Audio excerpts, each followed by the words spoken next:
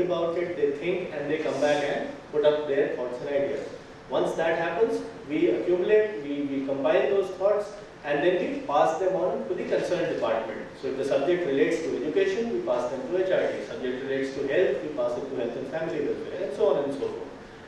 The second is, we can also crowdsource activities. In the previous session, there was mention of the term crowdsourcing. The private sector does crowdsourcing very frequently, but how can the government do crowdsourcing? It's very difficult for government to do crowdsourcing. There are procurement procedures, there are policies, there are the fundamental rules, and many of you would have encountered all those things, that to get money out of the government is a very, very difficult job. So how does government crowdsource? What we started doing here was to put up a task here and allowing everybody to participate. There is a portal that has been launched recently. Will you let me finish, please? मैं हिंदी में बताऊं? हाँ बड़ी हिंदी में कितने लोग जानना चाहते हैं? अगर मेजॉरिटी हिंदी में जानना चाहती है तो मैं हिंदी में बोल सकता हूँ, मुझे भी अच्छा लगता। ठीक है सर। 14 अगस्त को इस साल एक नया पोर्टल हमने शुरू किया, ई-ग्रीटिंग्स का पोर्टल। आप में से कितनों ने देखा उसको? सारे सरकारी लोगों ने देखा, गैर सरकारी लोगों ने नहीं देखा, ये मैं मानता हूँ। ई-ग्रीटिंग्स का पोर्टल है, NIC ने शुरू किया है 14 अगस्त को इस साल। ई-ग्रीटिंग्स का आप में से कितने लोगों ने प्रयोग किया हुआ है? इलेक्ट्रॉनिक ग्रीटिंग्स, दिवाली, होली, नववर्ष के ऊपर शुभकामनाएं भेजने के लिए ग्रीटिंग कार्ड्स इलेक्ट्रॉनिकली कई लोग भेजते हैं, लेकिन ऐसे सारे ग्रीटिंग कार्ड्स की जितनी भी साइट्स हैं वो सारी भारत के बाहर हैं।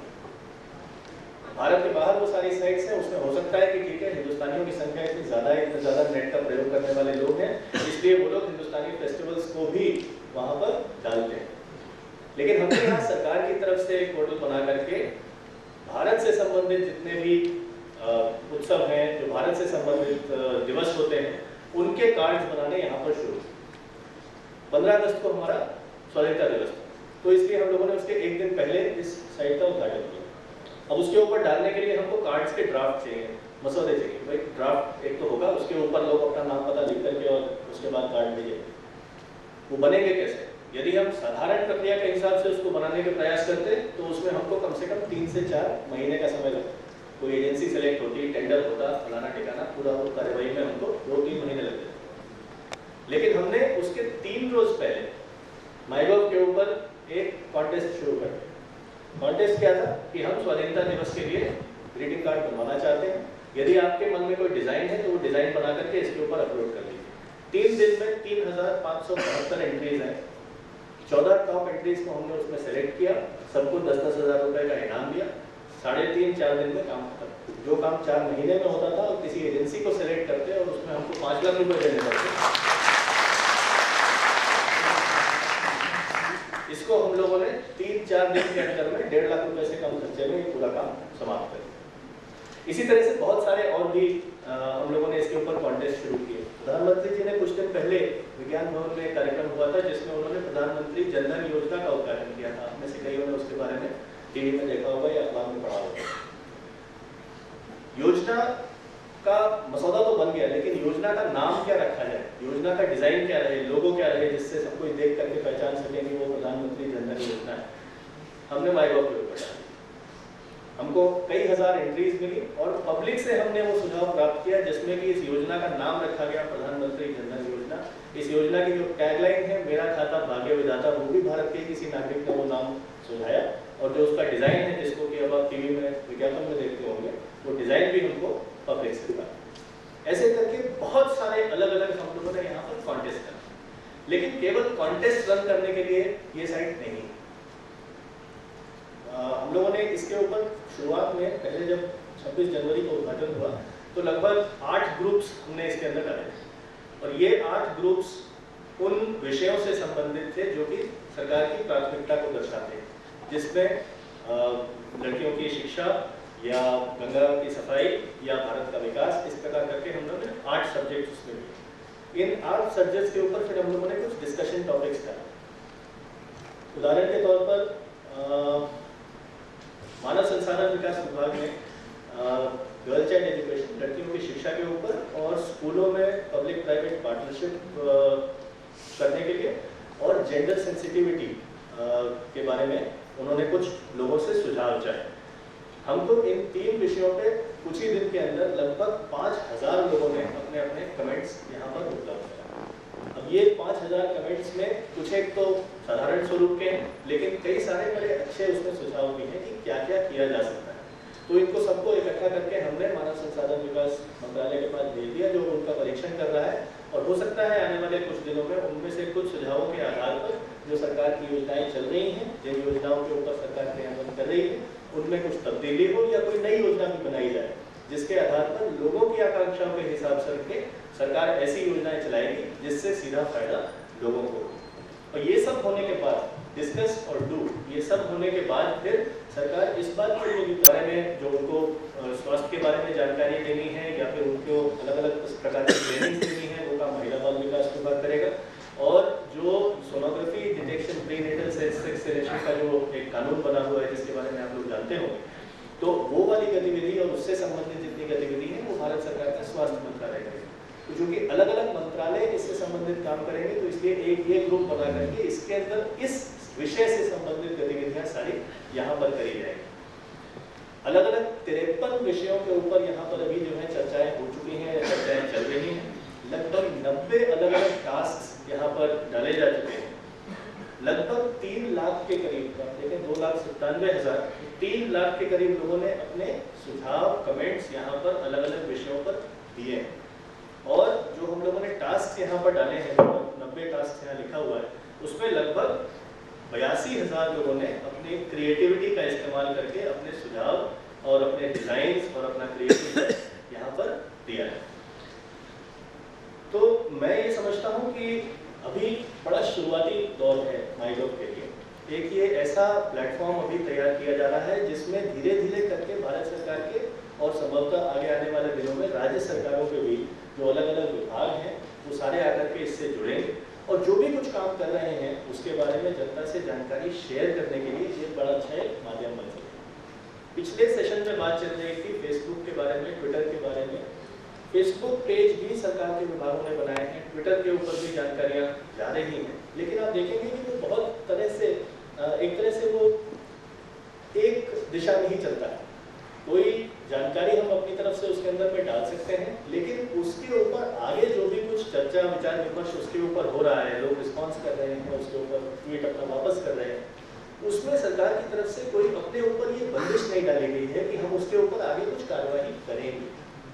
वेबसाइट के ऊपर भी आप जाकर के जानकारी देख सकते हैं, लेकिन वो भी अमूमन एक दिशा में जाती है कि सरकार ने जो जानकारी वहाँ डाली है उसे आप वहाँ देख जरूर सकते हैं, लेकिन आगे जिस तरह से काम होने वाला है उसमें आपकी भागीदारी किस तरीके से सुनिश्चित की जाएगी, ये भागीदारी सुनिश्चित करने का काम माईगव के ऊपर किया है। आखिरी बात जो मैं कहना चाहूँगा कि अभी कुछ रोज पहले 2 तारीख को प्रधानमंत्री जी ने स्वच्छ भारत अभियान शुरू किया।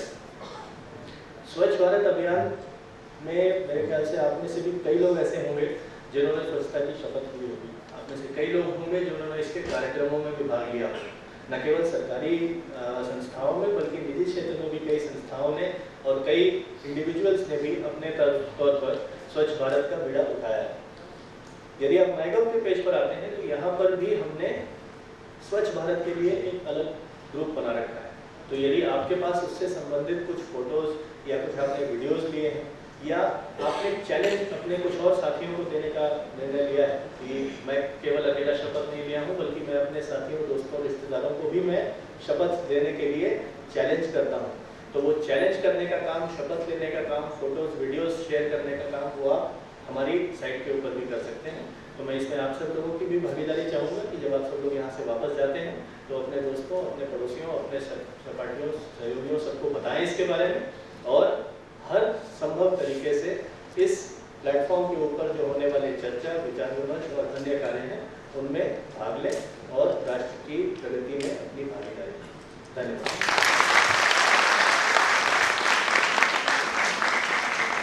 2 या 3 सवाल मैं ले सकता हूँ, उसके बाद मुझे जाना है। यदि कोई सवाल हो तो मुझे बताओ। What is the time frame of replying from the government? I have sent application every time I get please reply, please wait for 72 hours. Right? On what kind of activity? The suggestions for improvement. The suggestions for improvements are being compiled and collated and then submitted back Not to on the this side. Yeah, interact with PM. That side, I send regularly. Every time I get a email. I am only here to talk about MyGov. I am not here to talk about any other site. I am here to only talk about MyGov. तो मेरा सवाल बहुत छोटा सा है। जी। I just want to ask कि आपकी साइट पर हम डिस्कशंस करते हैं या कमेंट्स देते हैं, क्या पब्लिक ग्रीवांसेस के फॉर्म में कोई चीज़ भी डाल सकते हैं? अगर हमारे जी, पब्लिक ग्रीवांसेस के लिए कम से कम दो अलग अलग माध्यम उपलब्ध हैं। Department of administrative reforms and public grievances ये एक सीपी ग्राम्स का ग्रीवेंसेस पोर्टल है, आप वहाँ पर जा सकते हैं या फिर संबंधित विभाग की जो वेबसाइट है उसके ऊपर भी कॉन्टैक्ट अस वाले मोड पर जाकर के आप वहाँ से अपने कोई स्पेसिफिक ग्रीवेंसेस हैं तो वहाँ पर उस विभाग को डायरेक्टली दे सकते हैं। ये पोर्टल केवल स्ट्रक्चर्ड डिस्कशंस के लिए है, विकास से संबंधित मुद्दों के ऊपर discussions.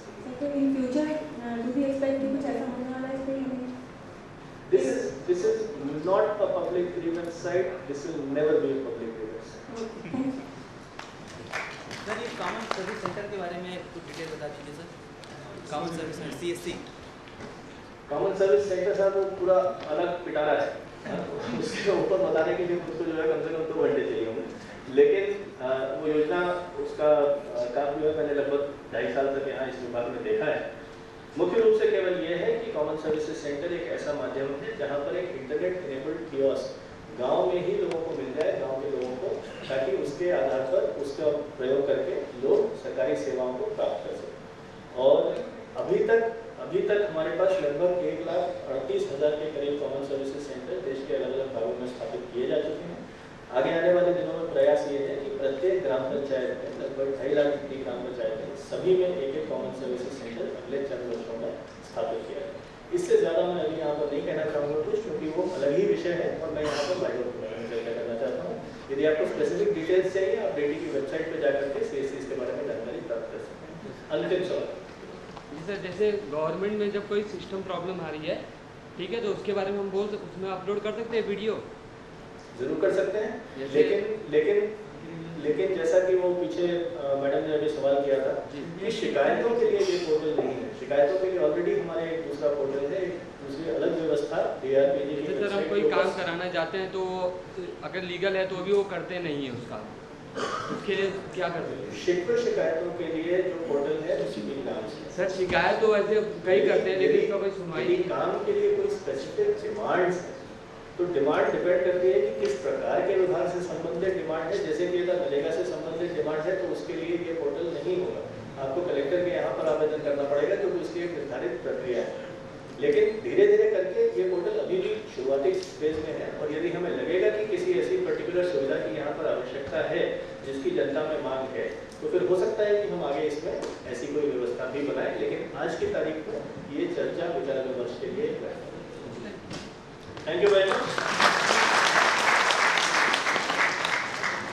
So extremely innovative and interesting, easy to understand presentation. Thank you very much. May I request Shri Vijay Nanda Chaudhary, Additional Director and Registrar NIDET, to present a memento to Shri Gaurav Dwivedi as a token of our appreciation.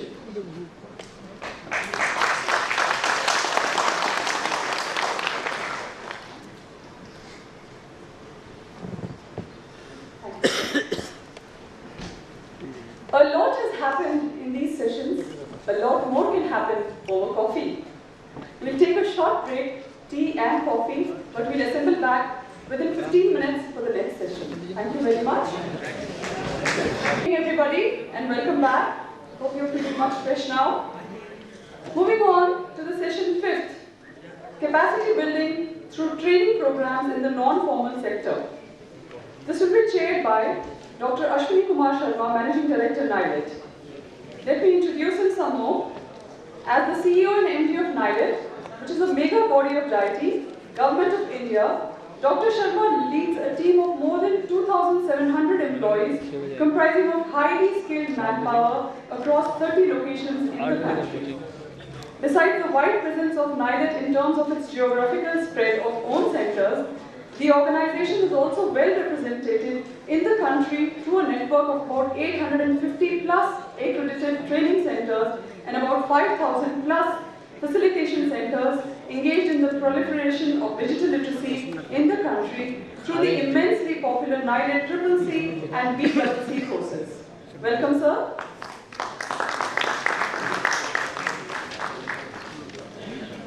The panelists, Dr. A.K.D. Dwivedi, B.Tech, M.Tech, and PhD in Electronics and Communication Engineering. At present, he is the Director, NILET Ajmer Center. Welcome, sir. Next, Mr. Krishnacharya Barua, he is the Director, NILET Guwahati. He did his graduation in Electronics and Communication Engineering from the College of Engineering, Trivandrum, Kerala. Next on our panel, Dr. Shamsher, who is the Director of Gorakhpur NILET, Lucknow and Patna Center since February 20th, 2014. He did his B.Tech from HPTI Kanpur, M.Tech and PhD from IIT Delhi. Welcome, sir. Next, Mr. Krishnamurthy, who is presently working as Director in charge of NILET Chennai as Scientist E, an engineering graduate from Osmania University and postgraduate from the Center for Electronics and Design and Technology. Welcome, sir. I hand over to you, sir. सर्वप्रथम मैं नाइलेट के accredited centre और facilitation centre जो यहाँ पर इतने दूर दराजों से बता रहे हैं उनका तहे दिल से दोबारा स्वागत करता हूँ, क्योंकि